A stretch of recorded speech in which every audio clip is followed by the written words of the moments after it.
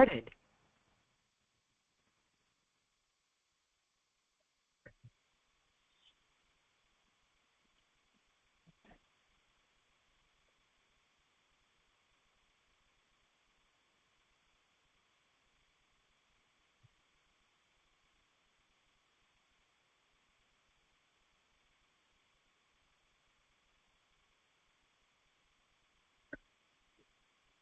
नमो लोये सौहरिहन्ताणं नमो लोये सौहृदानं नमो लोये सौभागिर्यानं नमो लोये सौज्यायानं नमो लोये सौत्रिकावती सावनं ओंकारमिन्दु संयुक्त नित्यं ध्यायन्ति योगिनः कामदमोक्षदं चैव ओंकाराय नमो नमः मङ्गलं भगवान् मङ्गलं गौतमोऽस्मि मङ्गलं कुञ्कुण्डार्यो विजेन्द्रमोसुमङ्गलं नमः समयसाराय स्वानुभूत्या चकास्ते चित् स्वभावाय भवाय सर्वः विभावनिदाताय।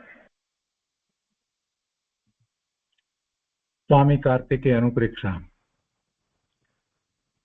શુભચંદ્રાચાર્ય ભગવાનની ટીકા અને પંડિત જયચંદજી છાબડાના ભાવાર્થ ટીકા સહિત સ્વામી કાર્તિકેય અનુપ્રેક્ષાનો સ્વાધ્યાય આપણે કરી રહ્યા છીએ અને એમાંથી પૂજ્ય ગુરુદેવ કાંજી સ્વામી આપણને ઘણું અધ્યાત્મ સમજાવી રહ્યા છે.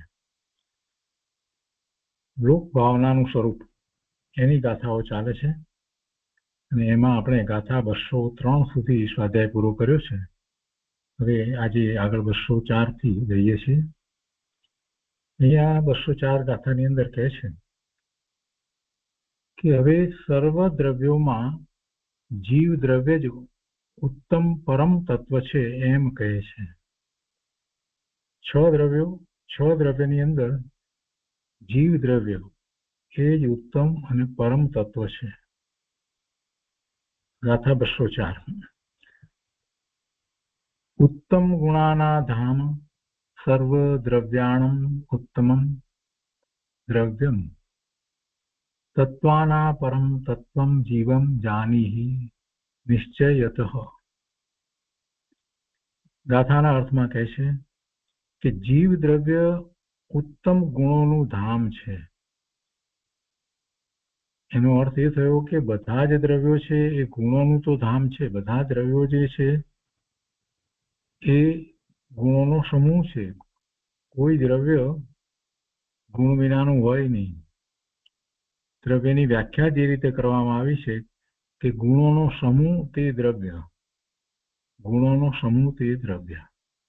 એટલે દરેક દ્રવ્ય જે છે તે ગુણોનો સમૂહ તો છે, પણ એમાં ગુણોની અંદર ફેર. જીવ દ્રવ્યના ગુણો છે એમાં સુખ, શાંતિ, આનંદ અને એ બધાને જાણનારું એવું જ્ઞાન અને દર્શન, એવી ચેતના, તો એ ગુણો ઉત્તમ ગુણ છે. અને એ ગુણને કારણે જીવ દ્રવ્ય બીજા દ્રવ્યોને પણ જાણે છે, એનું પણ જ્ઞાન કરે છે.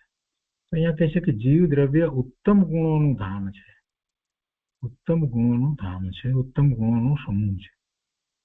જ્ઞાન આદિ ઉત્તમ ગુણો એમાં જ છે, એટલે બીજા દ્રવ્યમાં નથી. 6 દ્રવ્યમાંથી ફક્ત જીવ દ્રવ્યમાં જ જ્ઞાન આદિ ઉત્તમ ગુણો છે. સર્વ દ્રવ્યોમાં એક આ જ દ્રવ્ય પ્રધાન છે, મુખ્ય છે. કારણ કે સર્વ દ્રવ્યોને જીવ જ પ્રકાશે છે. 6 દ્રવ્યોને જીવ પ્રકાશે છે. દરેક દ્રવ્ય ગુણોનો સમૂહ છે, પણ 5 દ્રવ્યો જે છે એમાં જ્ઞાન નથી, ચેતના નથી, એ બીજાને જાણતા નથી, એ પોતાને પણ જાણતા નથી. જ્યારે એક આ જીવ દ્રવ્ય એવું દ્રવ્ય છે કે એ બધા દ્રવ્યોને જાણે છે, પોતાને પણ જાણે છે. એમાં જ્ઞાન દર્શનની ચેતના છે, એટલે એ સર્વ દ્રવ્યોને પ્રકાશે છે. સર્વ તત્વોમાં પરમ તત્વ જીવ જ છે. તત્વ અપેક્ષાએ વિચાર કરીએ ત્યારે પણ એમ જ છે. સર્વ તત્વોમાં પરમ તત્વ જીવ જ છે. 7 તત્વ કહીએ એમાં જીવ તત્વ, અને પછી બીજા 5 જે છે દ્રવ્યો જે છે એ અજીવ તત્વ કહેવામાં આવ્યા. એ પાંચેને અજીવમાં લીધા અને પછી પાંચમાંથી જે પૂતગળ છે એના સંયોગે કરી અને જીવને જે અવસ્થાઓ છે અને એના વિયોગને કારણે જે અવસ્થાઓ છે તો એ બધી અવસ્થાઓને પર્યાય કહેવામાં આવી. એટલે એ બધી પર્યાય છે. એ 7 કહું કે 9 કહું. આશ્રવ, બંધ, અને આશ્રવની અંદર પુણ્ય પાપ કહેવાય અને બંધમાં પણ પુણ્ય પાપ કહેવાય. એટલે આશ્રવ અને બંધ. પછી સંવર, નિજરા અને મોક્ષ. એટલે એમ 5 અને પુણ્ય પાપ લઈએ તો 7. એ તો બધી પર્યાય છે. અને એક જીવ તત્વ છે અને બીજા અજીવ તત્વમાં 5 દ્રવ્યો છે. તો એ તત્વ એટલે એમ એ સર્વ તત્વમાં પરમ તત્વ જીવ જ છે. પરમ તત્વ એટલા માટે કે એ પેલી પર્યાયોથી પણ જુદું છે. નવ તત્વ તરીકે ક્યારે રહી શકે, ક્યારે નવ તત્વ તરીકે રહી શકે કે જ્યારે 2 તત્વો ભેગા ન કરવામાં આવે ત્યારે. તો જીવ તત્વ જે નવ તત્વમાં કહેવામાં આવ્યું તો એ જીવ તત્વ બીજા તત્વથી જુદું છે. જો જીવને આશ્રવ સહિત કર્મ સહિત કહેવામાં આવે તો નવ રહેતા નથી. એટલે એ જીવ તત્વ જે 9 તત્વમાં કહેવામાં આવ્યું તો એ જીવ તત્વ એ આશ્રવ, બંધ વગેરેથી જુદું છે. એટલે એ તત્વ એ પરમ તત્વ છે. તો સર્વ તત્વમાં પરમ તત્વ જીવ જ છે અને અનંત જ્ઞાન, સુખ આદિનો ભોગતા પણ જીવ જ છે. એમ હે ભવ્ય તું નિશ્ચયથી જાણ. હવે જીવને જ ઉત્તમ તત્વ પણ સાથી છે તે કહે છે. ગાથા 205 કહે છે કે અંતઃ તત્વમ જીવ બાહ્ય તત્વમ ભવંતી શેષાણી જ્ઞાન વિહીરમ દ્રવ્યમ હતાહિતમ નૈવ જાનાતિ. હતાહિતમ નૈવ જાનાતિ. એના અર્થમાં કહે છે કે જીવ છે તે અંતઃ તત્વ છે તથા બાકીના બધા દ્રવ્યો બાહ્ય તત્વ છે. જીવ છે, જીવને અંતઃ તત્વ કહ્યું. જીવ છે તે અંતઃતત્વ એટલે અંતઃ તત્વ થયું. એમાં સંધિ કરી છે. એટલે જીવ છે તે અંતઃ તત્વ છે તથા બાકીના બધા દ્રવ્યો બાહ્ય તત્વ છે. બાહ્ય તત્વ છે એટલે એનો અર્થ એ છે કે જ્ઞાન આદિ રહિત છે. અને જ્ઞાન રહિત જે દ્રવ્ય છે તે હિત અહિત અર્થાત હે ઉપાદે વસ્તુને કેમ જાણે એટલે કે જાણતું નથી. જે બાહ્ય તત્વ છે એ જ્ઞાન રહિત છે એટલે હિતને અહિતને ધ્યેયને ઉપાદેયને એ જાણતું નથી. એ અનુભવતું પણ નથી. એ જડ છે. ભાવાર્થમાં કહે છે કે જીવ તત્વ વિના બધું શૂન્ય છે. જીવ તત્વને આપણે કાઢી નાખીએ તો આ બધાનું જ્ઞાન કોણ કરશે? કેમ કે જ્ઞાન કરવા વાળું તો જીવ તત્વ છે ને.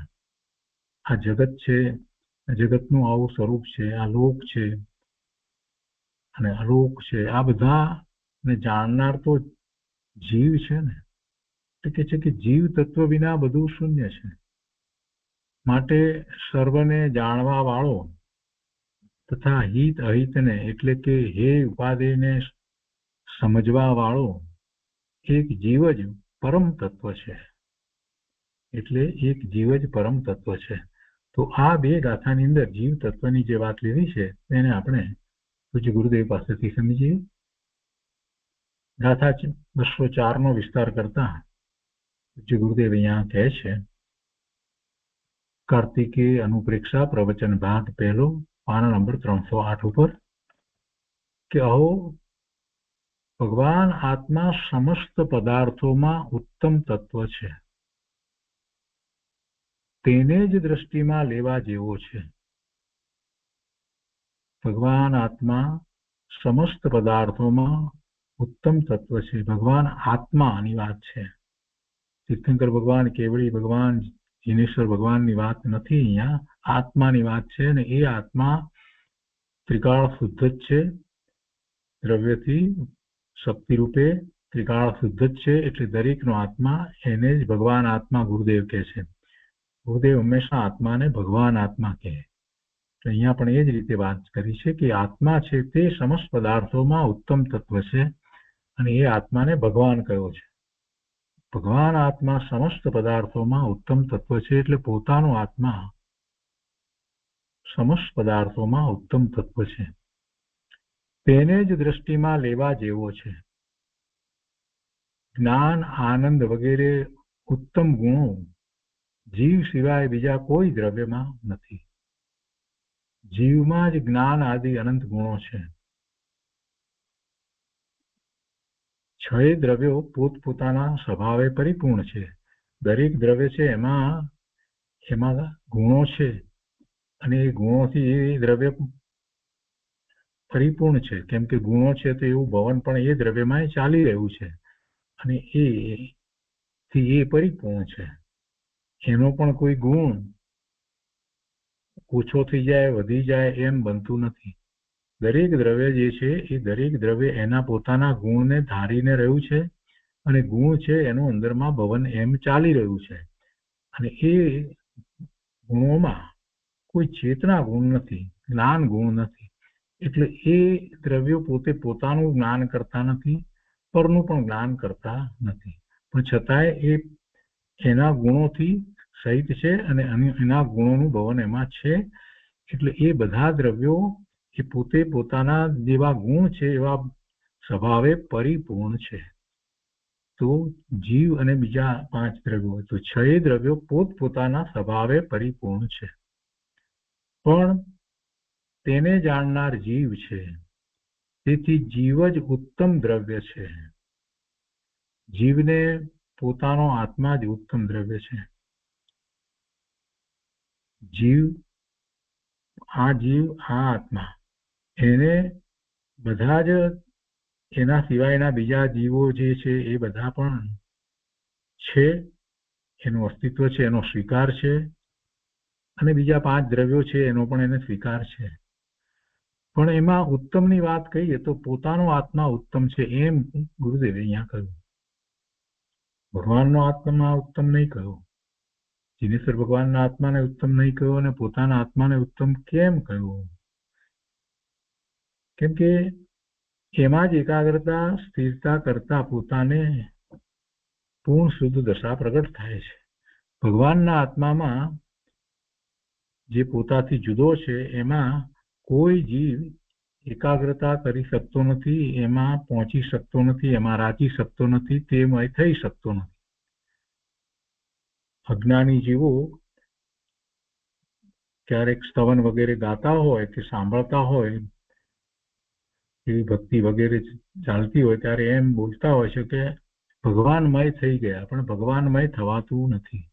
જીનેશ્વર ભગવાન એમનો આત્મા એ મય છે, પોતામય છે. દરેક આત્મા પોતે પોતામય થઈ શકે, પણ અન્ય જીવમય થઈ શકતો નથી. તો ગુરુદેવ અહીંયા કહે છે કે જીવને પોતાનો આત્મા જ ઉત્તમ દ્રવ્ય છે. પોતાને માટે બીજો આત્મા પણ ઉત્તમ દ્રવ્ય નથી. તો પેલા બધા ઉત્તમ નથી એમ કહેવાનો આશય નથી અહીંયા. એ બધા પોતાને માટે ઉત્તમ નથી. પોતાને માટે સર્વશ્રેષ્ઠ વસ્તુ તો પોતાનો આત્મા જ છે. બીજા બધા ભગવાન આત્મા છે. દરેક દ્રવ્ય જે છે એમાં જીવ દ્રવ્યનો વિચાર કરીએ ત્યારે દરેક જીવ છે એ ભગવાન આત્મા છે, એમાં વાંધો નથી. પરંતુ પોતાને માટે શ્રેયનું કારણ તો પોતાનું દ્રવ્ય જ છે, પોતાનું જીવ દ્રવ્ય જ છે. એટલે પોતાને માટે બીજો આત્મા પણ ઉત્તમ દ્રવ્ય નથી. સર્વજ્ઞ દેવની પ્રતીતિ કોણે કરી? જીવે જ કરી.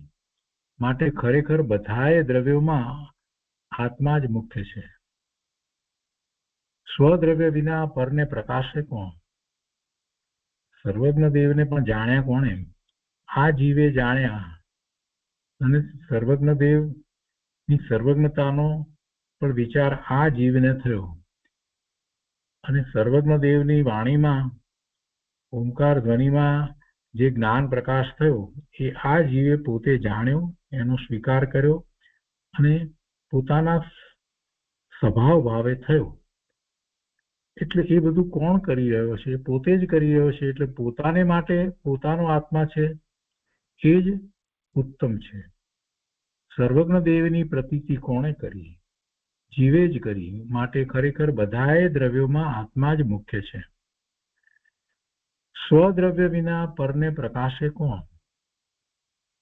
સ્વદ્રવ્ય વિના પરને પ્રકાશે કોણ? બીજા જીવો આચાર્ય ભગવાન, કુંકુંદાચાર્ય ભગવાન, જિનેશ્વર ભગવાનના ગુણોનું વર્ણન કરે છે, એને પ્રકાશે છે અને એમને એ જ રીતે એ આત્મસાત કરી અને પોતે સ્વભાવ ભાવે થાય છે. તો એ બધું એમણે પ્રકાશ્યું અને એનો લાભ એમને છે. એમને પ્રકાશ્યું એથી આપણને લાભ નથી થતો. આપણે એ વાતને સમજી સ્વીકારી અને પ્રકાશવી પડે. પ્રકાશવી એટલે પોતાના અંતરને વિશે એવો નિર્ણય થવો જોઈએ. ઈશ્વર ભગવાનનો નિર્ણય કુંકુંદાચાર્ય ભગવાને કર્યો અને કુંકુંદાચાર્ય ભગવાન દિનેશ્વર ભગવાનની વાતને મહાવીદેમાંથી લાવ્યા તો એનો લાભ આપણને મળ્યો એમ આપણે જે કહીએ એ તો બધા વ્યવહારના વચનો છે. જ્યાં સુધી એ વાતનો સ્વીકાર અંતરમાં આપણને ન થાય ત્યાં સુધી એનો લાભ ક્યાં છે? એટલે ખરેખર જે પ્રકાશવું જે છે એ દરેકનું પોતપોતાનું પ્રકાશવું છે. અન્યને પ્રકાશે છે એ તો માત્ર એ જાણે છે, પણ પોતે સ્વને પ્રકાશે છે. તો સ્વને પ્રકાશવાની આખી પ્રક્રિયા જે છે એ પ્રક્રિયા ભગવાનના જ્ઞાનમાં આવી અને આચાર્ય ભગવાને પોતે એવું અનુભવ્યું અને શાસ્ત્ર દ્વારા સમજાવ્યું. પણ એ તો માહિતી જ્ઞાન થયું. જ્યાં સુધી એ જ રીતે પ્રયોગ ન થાય ત્યાં સુધી એ પોતે પોતાના સ્વદ્રવ્યને ક્યાં જાણે છે? પોતાના સ્વદ્રવ્યને પ્રકાશતો નથી. એટલે અહીંયા કહે છે કે સ્વદ્રવ્ય વિના પરને પ્રકાશે કોણ? એટલે પોતે સ્વદ્રવ્ય પોતે જ અન્યને પણ પ્રકાશે છે અને સ્વને પણ પ્રકાશે છે. 7 તત્વોમાં જીવ જ મહાતત્વ છે. 7 તત્વ કહો કે 9 પદાર્થ કહો અથવા તો 9 તત્વ કહો, પણ એમાં જીવ જ મહાતત્વ છે. અજીવ તત્વ ઉત્તમ નથી, તે તો જડ છે. તે તો જ્ઞાન પણ કરતું નથી, એ પોતે પોતાને પણ જાણતું નથી. જીવ તત્વથી ઉત્તમ બીજું કોઈ તત્વ નથી. અનંત જ્ઞાન, અનંત દર્શન, અનંત આનંદ, અનંત સુખ, અનંત શાંતિ બધાનો અનુભવ કરનાર જીવ જ છે. એમ હે ભવ્ય તું જાણ. પોતાના અનંત જ્ઞાન, અનંત દર્શન, અનંત સુખ વગેરેનો ભોગવટો કરે છે. તેથી જીવ જ પરમ તત્વ છે. આમ જાણી અને ધર્મી જીવ પોતાના આત્માની જ ભાવના ભાવે છે. ધર્મી જીવ પોતાના આત્માની જ ભાવના ભાવે છે. ભાવના ભાવે છે એટલે એકાગ્રતા કરે છે. પોતાના આત્માને વિશે જ એકાગ્રતા કરે છે. વિતરાગ સર્વજ્ઞ દેવ ઉત્તમ છે. હરિયંત, સિદ્ધ, સાધુ અને કેવળી કથિત ધર્મ એ 4 લોકમાં ઉત્તમ છે. પણ તેમ જાણ્યું કોણે?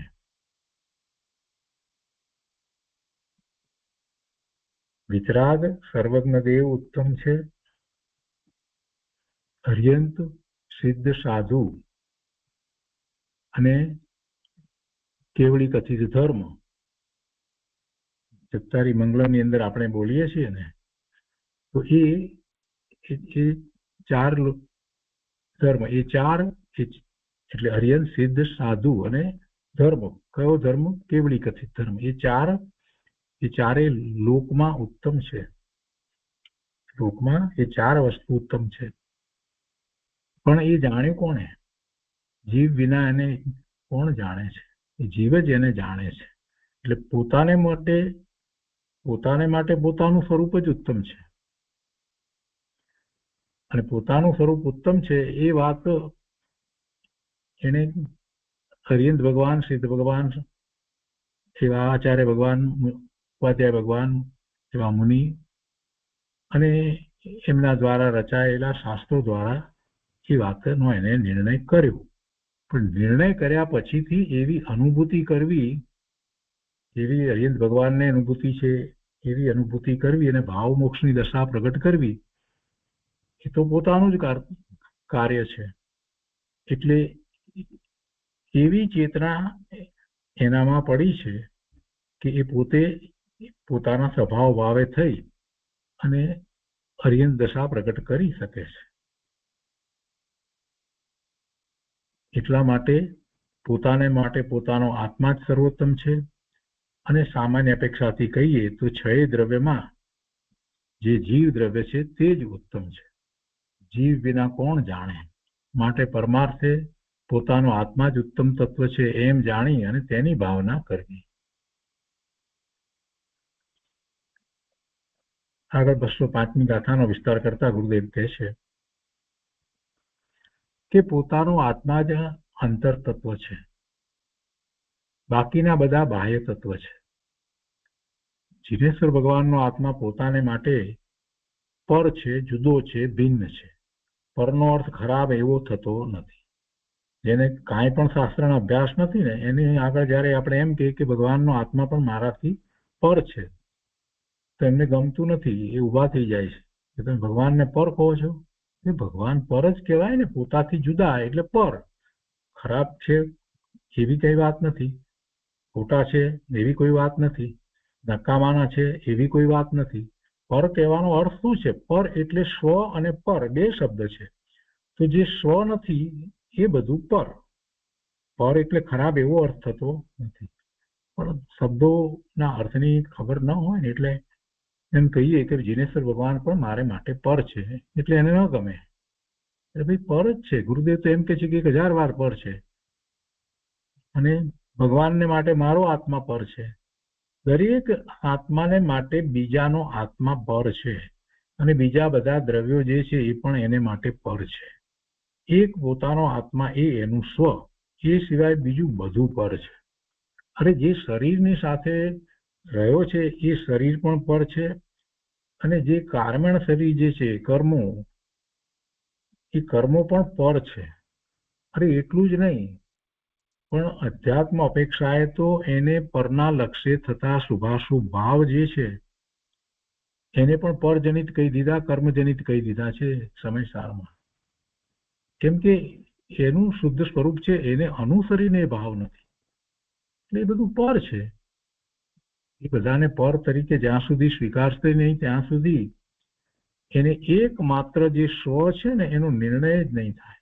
એકમાત્ર સ્વ પોતે કોણ છે એની આખી છબી પોતાના અંતરમાં એને ઊભી કરવાની છે કે આ હું, આ સ્વ. અને એવું પોતાને વિશે જ્યાં સુધી થતું નથી ત્યાં સુધી ઉપયોગ સ્વ તરફ વળશે કેવી રીતે? એટલે પોતાને માટે પોતાનો આત્મા સ્વ છે અને એ કેવો છે એના વર્ણન બધા વાંચ્યા,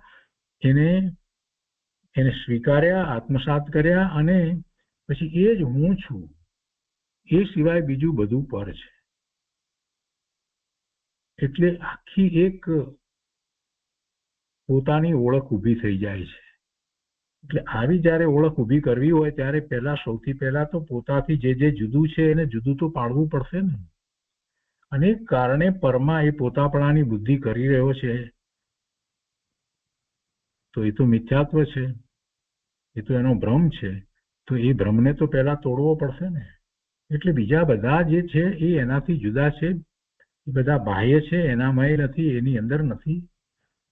એટલે એ વાત પેલા કરે છે કે પોતાનો આત્મા જ અંતર તત્વ છે, બાકીના બધા બાહ્ય તત્વો છે.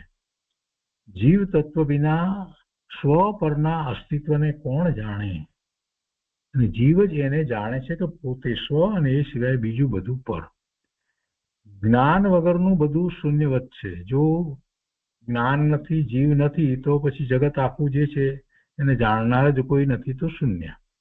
કેમ કે જ્ઞાન જ બધાના અસ્તિત્વને જાણે છે.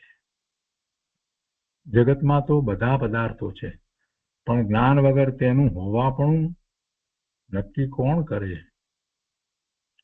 જ્ઞાનના અસ્તિત્વમાં પરનું અસ્તિત્વ જણાય છે. જીવ ચેતના સહિત છે, જ્ઞાન દર્શનની ચેતના સહિત છે.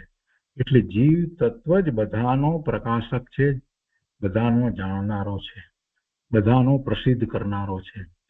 અને એ ઉપાદેયનો વિવેક કરનાર પણ જીવ છે. પેલા દ્રવ્યો જે છે એને તો ચેતના જ નથી, એને તો હે શું ને ઉપાદેય શું એવું કાંઈ છે જ નહીં. એને તો સુખનો અનુભવ જ નથી, એને દુઃખનો અનુભવ નથી. તો એ પાંચ દ્રવ્યો જે છે એની તો શું વાત કરવી. એટલે એને તો કાંઈ છે જ નહીં.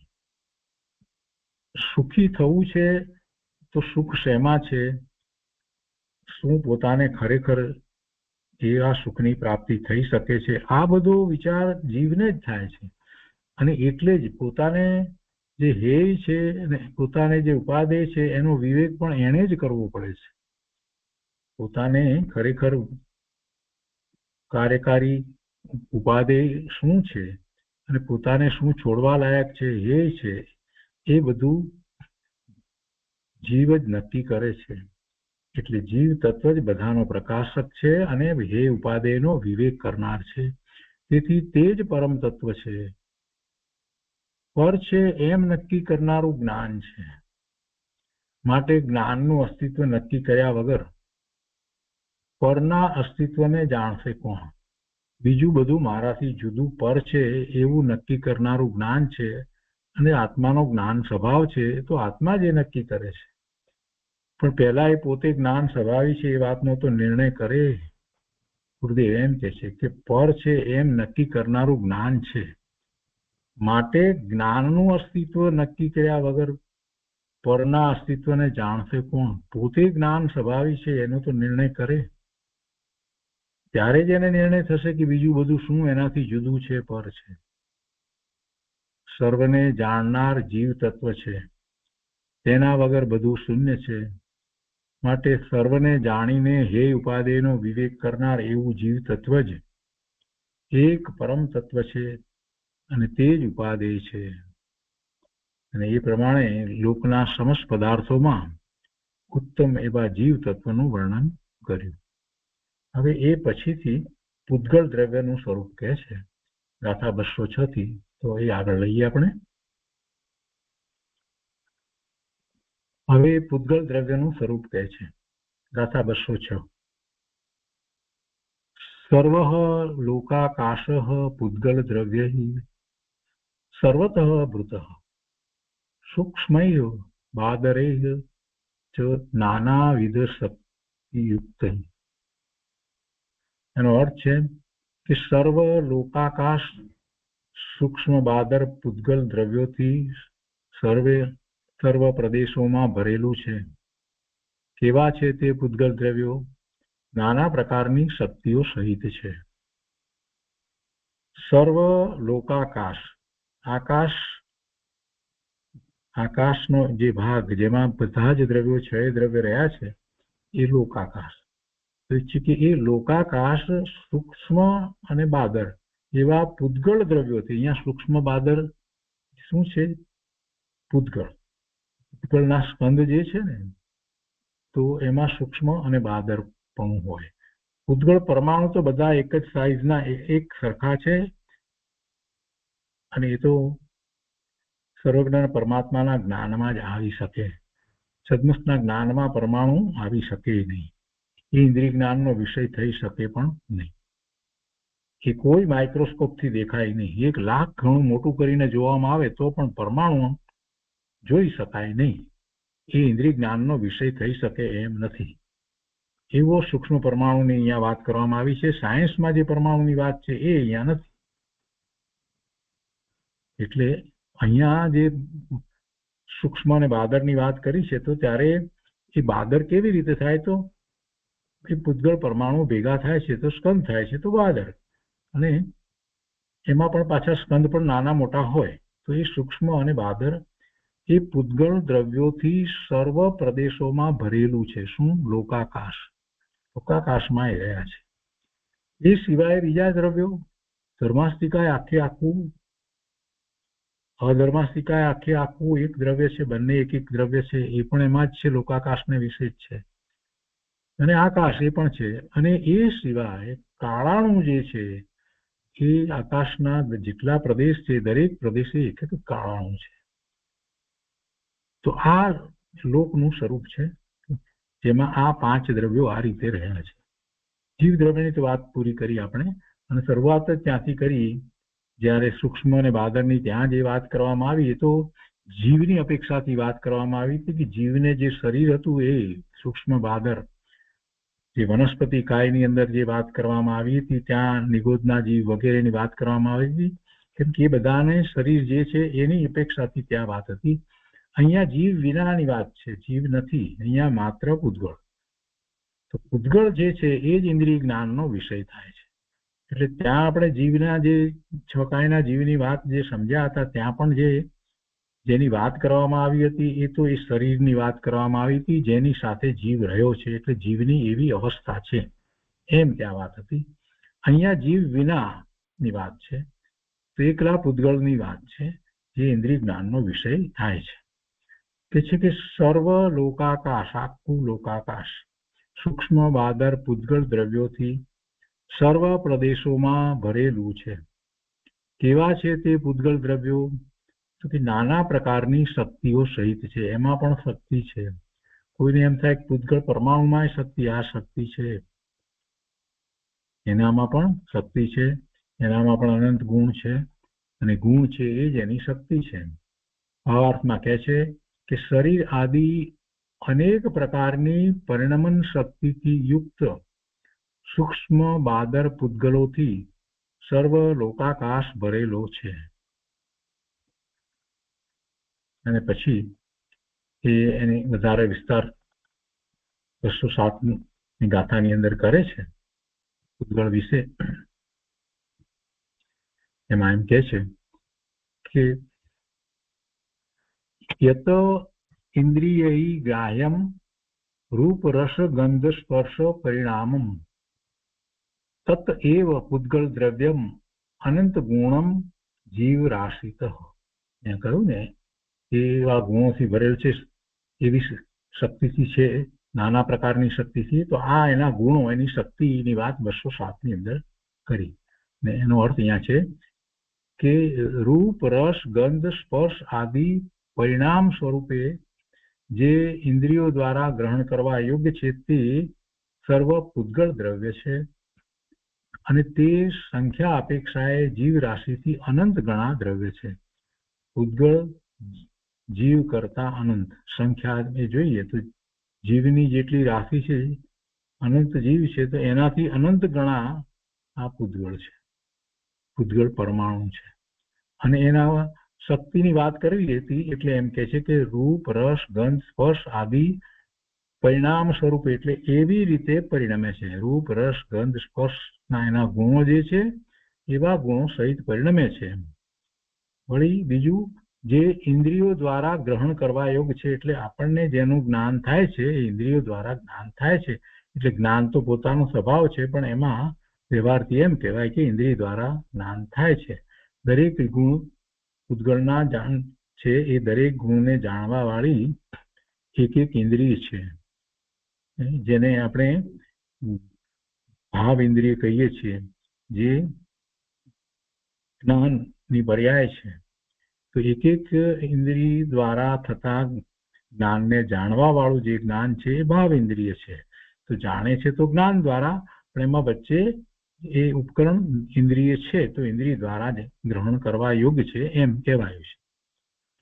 તો સર્વ પૂતગળ દ્રવ્ય છે, અને તે સંખ્યા અપેક્ષાએ જીવ રાશિથી અનંત ગણા દ્રવ્ય છે. તો આ ગાથાઓ આપણે 207 સુધીની ગાથા ઉપર પૂજ્ય ગુરુદેવ કાંજી સ્વામીએ જે વિસ્તાર કર્યો છે તે લઈએ. અહીંયા કહે છે કે આગળ પૂતગળ દ્રવ્યનું સ્વરૂપ કહે છે, અને એમાં ગુરુદેવ કહે છે કે પૂતગળ દ્રવ્યમાં તેની પોતાની અનંત શક્તિ છે. તેનામાં કર્મરૂપ અવસ્થા થઈ તે જીવના વિકારને લીધે થઈ નથી. પૂતગળની કર્મરૂપ અવસ્થા, પૂતગળ પરમાણુ, અને એમાં પણ જે પરમાણુ જે છે એની જે કર્મ રૂપે પરિણમવાની જે અવસ્થા થઈ છે, કર્મરૂપ અવસ્થા થઈ, એ કર્મ અને રજકણો ભેગા થઈ અને કર્મ બંધાયા છે, તો એ અવસ્થા જીવે કરી નથી. ગુરુદેવ એમ કે છે કે તેનામાં કર્મરૂપ અવસ્થા થઈ તે જીવના વિકારને લીધે થઈ નથી, પણ તેની પોતાની પરિણમન શક્તિથી જ તે અવસ્થા થઈ છે. એટલે કે કર્મ બંધાય છે, દ્રવ્ય કર્મ બંધાય છે, પૂતગળ કારણ રજકણો બંધાય છે એના સ્કંદ રૂપે, અને એવી 148 પ્રકારની કર્મની પ્રકૃતિઓ રૂપે જે પરિણમે છે, તો એ બધું કોણ કરે છે અને કેવી રીતે થાય છે? તો આપણે એમ કહીએ છીએ કે જીવ એવા કર્મ બાંધે છે. જીવ એ દ્રવ્યના કાર્યો કરતો નથી, જીવ એવા કર્મ બાંધતો નથી. તો જીવના ભાવને કારણે, જીવના વિકારી ભાવને કારણે, શુભ ભાવ કે અશુભ ભાવને કારણે એવી કર્મની પ્રકૃતિઓ બંધાય છે. તો ગુરુદેવ કહે છે કે ના, એમ પણ નથી. એ પૂતગળ પરમાણુનું પોતાનું જ કાર્ય છે, એની પોતાની શક્તિથી એ બંધાય છે. તેનામાં કર્મરૂપ અવસ્થા થઈ તે જીવના વિકારને લીધે થઈ નથી, પણ તેની પોતાની પરિણમન શક્તિથી જ તે અવસ્થા થઈ છે. શરીર, મન, વાણી, કર્મ વગેરે અનેક પ્રકારની અવસ્થા પણ પરિણમવાની પૂતગળની જ શક્તિ છે. શરીર રૂપે જે પૂતગળ પરમાણુઓ ભેગા થયા છે, સ્કંદ બન્યો છે, એક શરીર બન્યું છે, તો એની પોતાની શક્તિથી થયું છે. એનામાં જ એવી શક્તિ છે.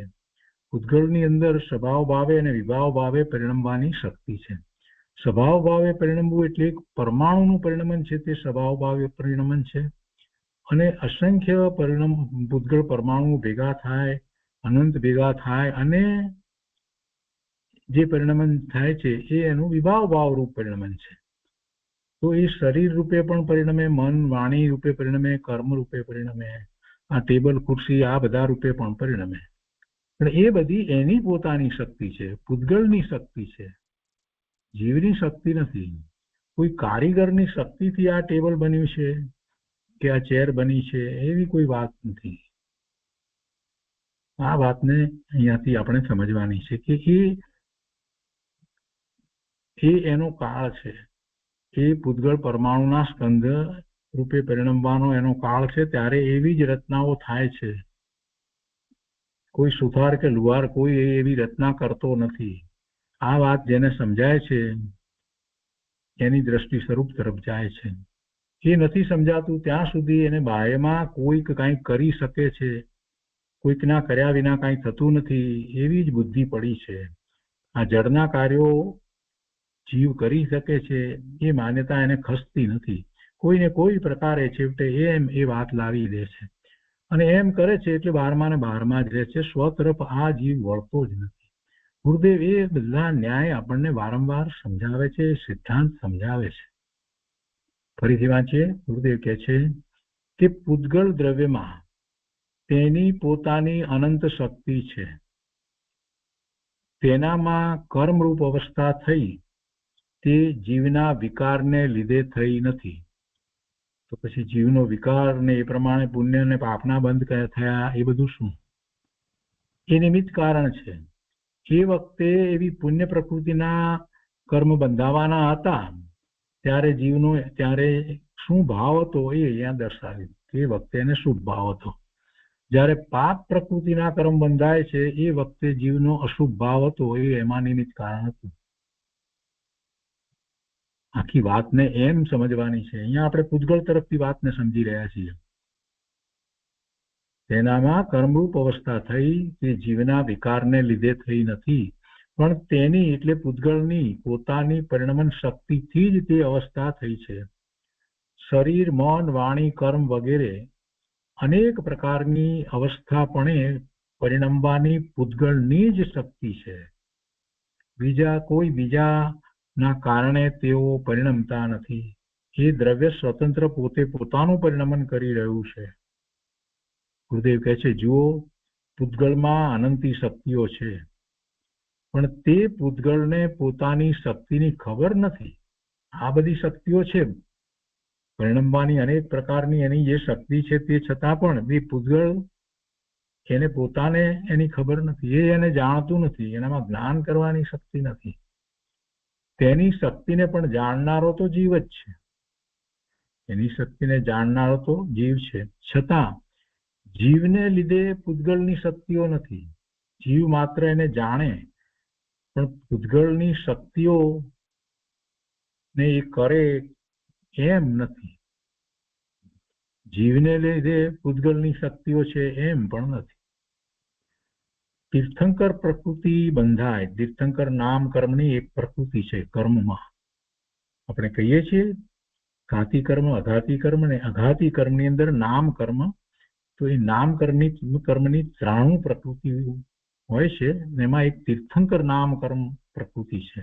તો તીર્થંકર પ્રકૃતિ બંધાય એવા પૂતગળ પરમાણુઓ, જેને કાર્બન રજકણો આપણે કહીએ છીએ, એવી વળગણા કહીએ છીએ, જેનો સમૂહ કાર્બન રજકણોનો સમૂહ હોય છે, તેને એ કાર્બન વળગણા કહેવામાં આવે છે. તો એવા પ્રકારની જે છે એ બંધાય તીર્થંકર પ્રકૃતિ રૂપે. અને પરમ ઔદારિક શરીર રચાય. પરમ ઔદારિક શરીર છે એ પણ પૂતગળ જ છે ને. એ ઔદારિક શરીર હોય કે પરમ ઔદારિક શરીર હોય, છેવટે છે શું? છે તો પૂતગળનો સ્કંદ ને. વિક્રિય શરીર હોય તો પણ છે શું? એ પણ છે તો પૂતગળનો સ્કંદ જ ને. એટલે અહીંયા કહે છે કે એ બધું જે રચાય તે બધી અવસ્થા પૂતગળની છે, અને એ પૂતગળની જ પરિણમન શક્તિથી થાય છે. એને બીજું કોઈ દ્રવ્ય કરતું નથી. એ જીવ દ્રવ્ય એને કરતો નથી. જીવના શુભરાગને લીધે તે અવસ્થા થતી નથી. તીર્થંકર પ્રકૃતિ બંધાય તો એ જીવના શુભરાગને કારણે નહીં, શુભ ભાવને કારણે નહીં. એ વખતે જે સમયે એવી પ્રકૃતિ બંધાય છે, એટલે એવા દ્રવ્ય કર્મ બંધાય છે, તો એ વખતે સામે નિમિત્ત તરીકે જીવનો એવો શુભ ભાવ ભલે રહ્યો, પણ એ શુભ ભાવ એ જીવની પર્યાયમાં છે. અને અહીંયા જે કર્મની પ્રકૃતિ બંધાય એ પૂતગળની પર્યાય છે.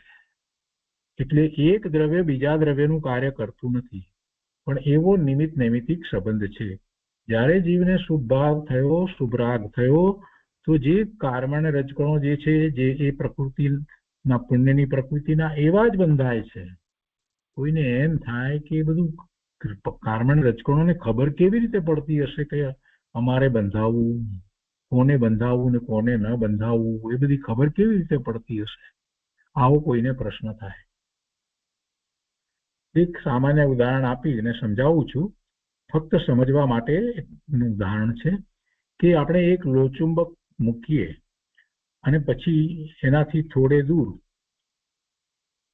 એવો ભૂકો મૂકીએ કે જેની અંદર લોખંડના કણો હોય, સોનાના કણો હોય, રૂપાના કણો હોય, તાંબાના કણો હોય, જસતના કણો, બધી ધાતુના કણો ભેગા કર્યા હોય, એવો ઢગલો એની સામે લોચુંબકથી થોડે દૂર મૂકીએ, તો એમાંથી માત્ર લોખંડના જે કણ છે ને એ બધા ખેંચાઈ અને લોચુંબક તરફ જશે અને લોચુંબકને ચોંટી જશે. અને બીજા જે છે એ સોનાના અને રૂપાના એ બધા નહીં જાય. કેમ નથી જતા? એમને કેવી રીતે ખબર પડી કે અમારે નથી જવાનું, અને પેલાને કેવી રીતે ખબર પડી લોખંડના કણને કે અમારે જવાનું છે? ત્યાં આપણને પ્રશ્ન નથી થતો.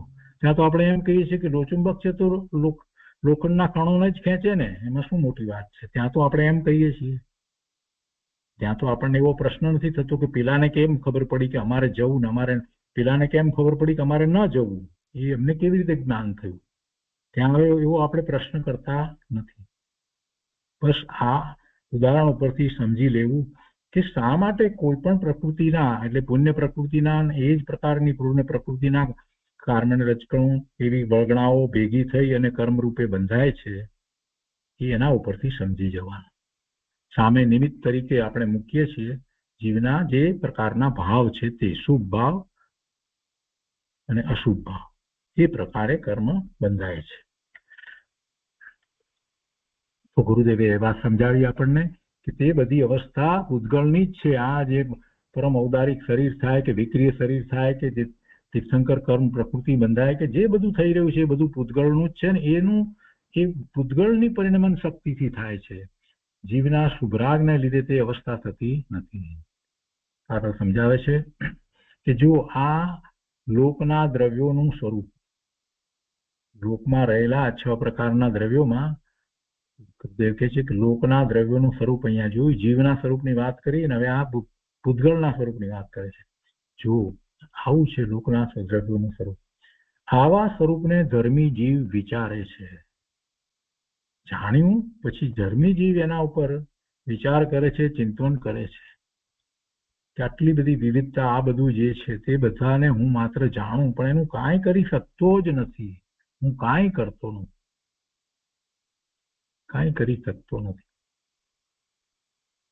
અને એવો જયારે વિચાર આવે છે તો પછી પરમાથી કરવાપણાનો ભાવ છૂટી જાય છે. હવે મારે પરમાં કાંઈ કરવાનું નથી.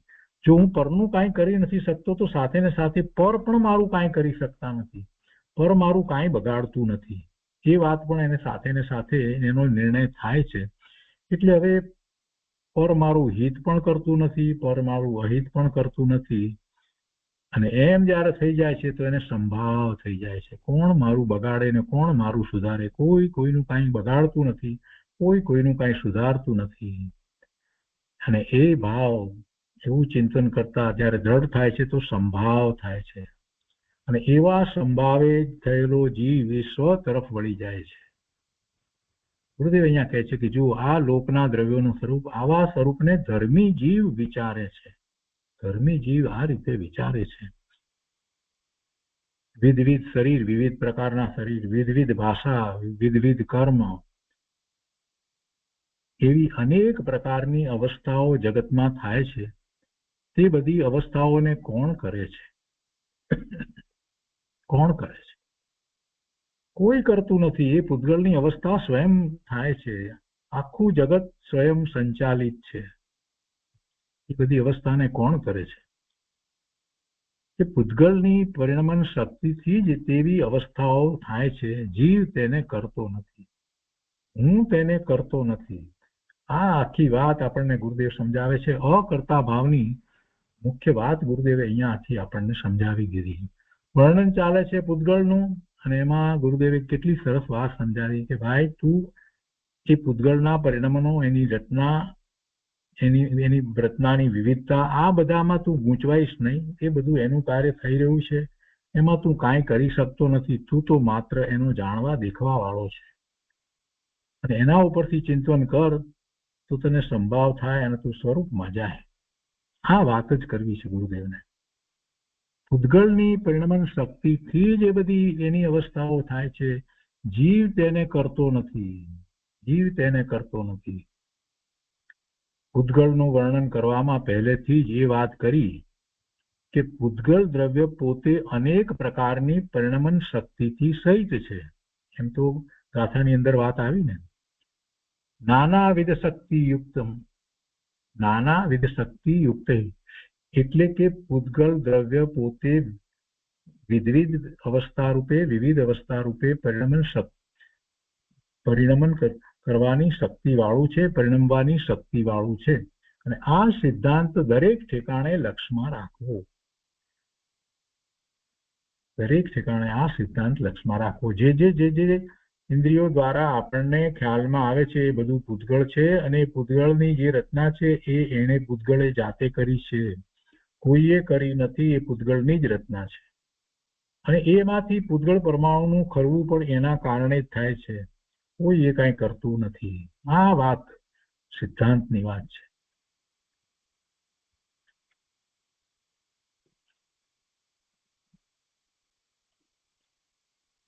અને 207 ની અંદર રૂપ, રસ, ગંધ, સ્પર્શ આદિની જે વાત કરી છે તે હવે આગળ લઈએ છીએ.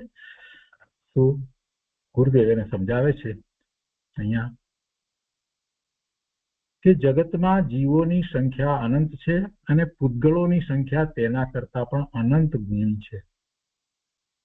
બાકી તો જે અર્થ જે છે એ જે બરાબર કાયમ રાખ્યો છે, એ સિવાય વધારે વિસ્તાર નથી લીધો. રૂપ, રસ, ગંધ, સ્પર્શ આદિ પરિણામ સ્વરૂપથી ઇન્દ્રિયોને ગ્રહણ કરવા યોગ્ય છે તે સર્વ પૂતગળ દ્રવ્ય છે. અને તે સંખ્યા અપેક્ષાએ જીવ રાશિથી અનંત ગુણા દ્રવ્ય છે. અને પછી આ વાત કરી છે. હવે એ પછીથી 208ની ગાથા છે તેમાં કહે છે કે હવે પૂતગલ દ્રવ્યને જીવનું ઉપકારીપણું કહે છે. તો ગાથા 208 જીવસ્ય બહુ પ્રકારમ ઉપકારમ કરોતિ પૂતગલમ દ્રવ્યમ દેહમ ચ ઇન્દ્રિયાણી ચ વાણી ઉચ્છ્વાસ નિશ્વાસમ. એના અર્થમાં કહે છે કે પૂતગલ દ્રવ્ય જીવને ઘણા પ્રકારનો ઉપકાર કરે છે. પૂતગલ દ્રવ્ય જીવને ઘણા પ્રકારનો ઉપકાર કરે છે. દેહ કરે છે, ઇન્દ્રિયો કરે છે, વચન કરે છે તથા ઉચ્છ્વાસ નિશ્વાસ કરે છે. આ બધો પૂતગલ દ્રવ્યનો જીવ ઉપર ઉપકાર છે. પણ એ ઉપકાર શું છે? પહેલા તો ઉપકાર શબ્દનો અર્થ જરાક સમજવો પડશે. ઉપકાર એટલે શું? ઉપકાર એટલે એને લાભ કરે છે એવો અર્થ નથી થતો. એ નિમિત્ત થાય છે એમ કહેવાનો આશય છે. એ આગળ આવશે. અહીંયા ભાવાર્થમાં કહે છે કે સંસારી જીવોના દેહ આદિ પૂતગલ દ્રવ્યોથી રચાયેલા છે. દેહ ઇન્દ્રિય વગેરે જે કંઈ છે, શ્વાસ બધું જે છે તે શું છે? આપણે દ્રવ્ય પ્રાણ કહીએ છીએ, 10 પ્રકારના દ્રવ્ય પ્રાણ કહીએ છીએ, એ શું છે? એ પૂતગળ છે. તો સંસારી જીવોના, જો સિદ્ધને નથી, સંસારી જીવોની જ વાત લીધી છે. સિદ્ધને કાંઈ દેહ હોતો જ નથી. સિદ્ધને કાંઈ પૂતગળની વાત છે જ નહીં. પૂતગળનો સંયોગ નથી. આ ઉપકારની વાત જે છે એ ક્યાં છે? એ સંસારમાં છે. અને સંસારમાં આ બધા દેહ વગેરે પ્રાપ્ત થાય એ ઉપકાર છે? કાંઈ ઉપકાર નથી. સંસારી જીવોના દેહ આદિ પૂતગલ દ્રવ્યોથી રચાયેલા છે અને એ વડે જીવનું જીવિતવ્ય છે એ ઉપકાર છે. એનાથી જીવ જીવે છે. ખરેખર એનાથી જીવે છે કે જીવ પોતાના ભાવથી જીવે છે? જીવનું જીવિતવ્ય કે શેનાથી છે? દ્રવ્ય પ્રાણથી છે કે ભાવ પ્રાણથી છે? દ્રવ્ય પ્રાણથી જીવનું જીવિત હોય તો સિદ્ધ ભગવાનનું જીવિત્વ હોય જ નહીં. એટલે જીવ તો ખરેખર પોતાના ભાવ પ્રાણથી જીવે છે. અનંત ગુણ છે અને એનું ભવન દેવો એનો પોતાનો ભાવ છે. એનાથી જીવ જીવે છે. કઈ દ્રવ્ય પ્રાણથી જીવે છે? સિદ્ધ ભગવાનને ક્યાં દ્રવ્ય પ્રાણ છે? પણ અહીંયા જે વાત ચાલે છે એ જુદી વાત ચાલે છે. પૂતગળની વાત ચાલે છે. એટલે પૂતગળ સાથે જીવનો શું સંબંધ છે એ દર્શાવે છે. અહીંયા ઉપકાર શબ્દનો અર્થ અહીંયા પછી સ્પષ્ટ કરવામાં આવ્યો છે. આ ઉપકારીપણાની વાત લીધી.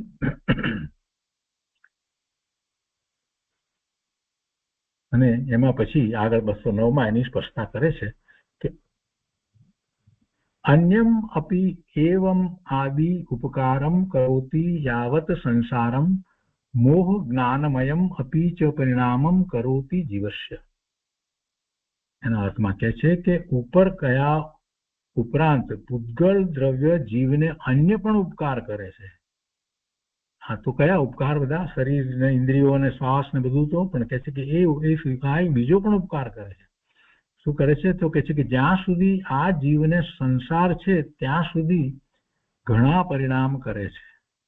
જેમ કે મોહ પરિણામ કરે છે. કોણ કરાય?